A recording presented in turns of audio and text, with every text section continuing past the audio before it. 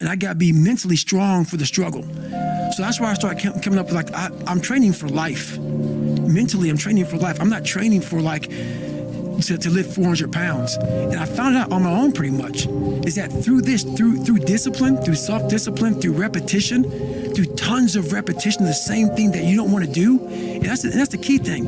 Through repetition of things you don't want to do, you develop mental, like an armor for your mind. You start to armor your mind, because your mind's like, okay, we suffer every day. It's what we do.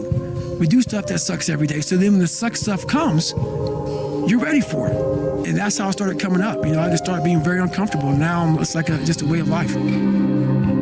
So when I was in the worst part of my life, those people want to bring you back in. Those people, like you can see who you hang out with, like when you're in your worst. And when you're trying to get better, what makes it hard to get better is that you are hanging around people who, like, let's say you're an alcoholic. You hang around people who drink. And let's say you want to stop drinking. Those people want to bring you back in. Like, I used to be this guy who wasn't worth anything. Now those people who are still there, they're 16, 17, 18, 30 years ago, they're trying to get you back there. So the hardest part, you got to see who you're hanging out with, man. You got to hang out with the people who you want to be like the most. Yeah, people will definitely doing this. The people you hang around with will suck the fucking life out of you. Yeah. Sometimes you just got to be alone, man. Get your shit in. I don't know if people believe in God or what. I don't care what you believe in. There's been this unrelenting voice in my head. We all have this voice. It's the right or wrong voice. And a lot of times that voice guides us into comfort. And my voice guided me into comfort a lot. But I have this other voice I heard my whole life saying, hey, motherfucker, what are you doing? Nah, man, we got to go over here. We got to go over here to that rock pile over in the fucking corner where nobody's at. That's where victory's at. We're over in that corner. So this voice was giving me all these answers. Now, I wasn't a real smart kid growing up, but I had this crazy voice in my head saying, over there is where the fucking answers are. And I didn't want to listen to it because over there was pain. Over there was me looking in the mirror. Over there was me being accountable for all these things I went through my life. Even though people put them on me, it's now mine to own. And I didn't want to go over there by myself, but I had to. And this voice was guiding me there. It's God, whatever you want to call it. But that's what it was in me. Do you think that's just what you... People don't want to go in deep, man. All the answers are inside of you. It's a very primitive way. How this book is written, it's primitive. It's very barbarian. It's how we all think. It's how man once walked the earth. And then we get all soft and all these computers and shit. We start going away from the most powerful thing we have is our fucking brain, is our mind. And we don't use it anymore. So, it's like everything has to be so quick. What separates me from a lot of people is they go into a daunting task, and the task is overwhelming. Like, when I heard the pull-up record was 4,020 pull-ups, and I was talking about breaking this record, people are like, oh my God. I went right to a pen and paper. Like, what are you doing? I'm doing the math, man. What are you talking about? I'm open-minded to the fact that, okay, if I do 5 pull-ups in a minute for so many hours, I can get so many pull-ups in. How much time do I have to rest? I was breaking the math down. You have to be open-minded to the possibilities that I can do this.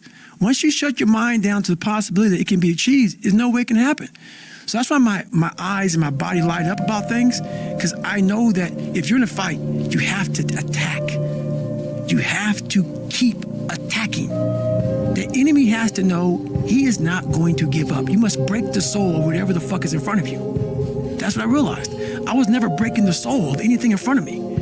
So that's why I came with the thing called Taking Souls in my book. I started to devise ways to break a soul of a human being, of an object, of whatever's in front of me.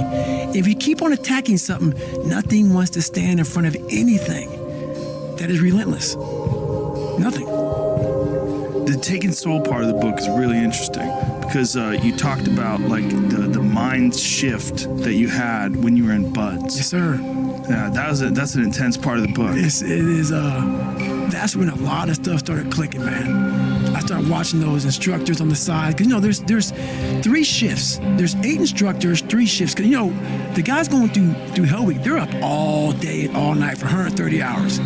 this is the promised land of mental hardening for me. I love this place. And you have the instructors who they've been there, done that. Now they're instructing you. So they do their 8-hour shift. They have their parkas on. It's usually cold, coffee, drinking their coffee, and they're beating the crap out of us. And when I started to realize, I started playing mind games. And I was like, you know what? I bet these fuckers are looking at us, judging themselves about when they were going through Hell Week. About, let me see, I'm looking at Goggins right now. I was better than him. I was better than that guy. I was better than that fucker over there. And I was like, okay. You got to judge me, right? All right. So that's what I'm going to do to you.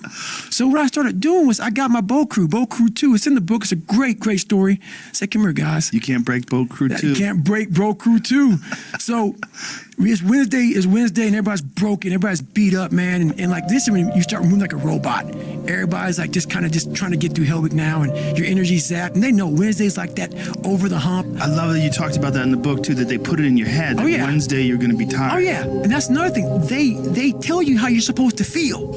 So you are feeling that way. I was like, don't let these motherfuckers tell you how you're supposed to feel. No, it's day 1, motherfucker. This is hour 1. So I was getting my boat crew all jacked up. I said, we're going to take these motherfuckers' souls.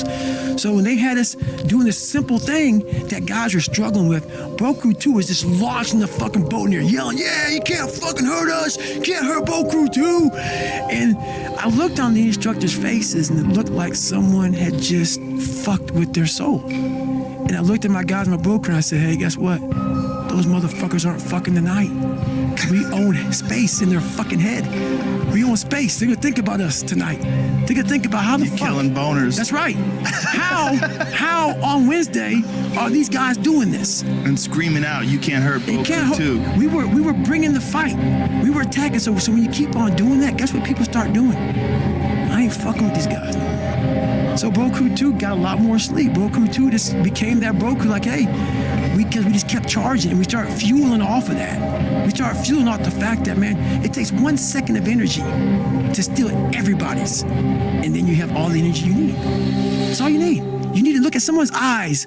You know how it is when you fight somebody and you broke that motherfucker. He's like, oh God, man, I don't want to go back to the next round. And you feel like, my God, I can fight all day. I can fight all day long. That's what taking souls is. But you have to have the will, the heart, the courage to go that distance when you're exactly jacked up, you have nothing left to give, and give more.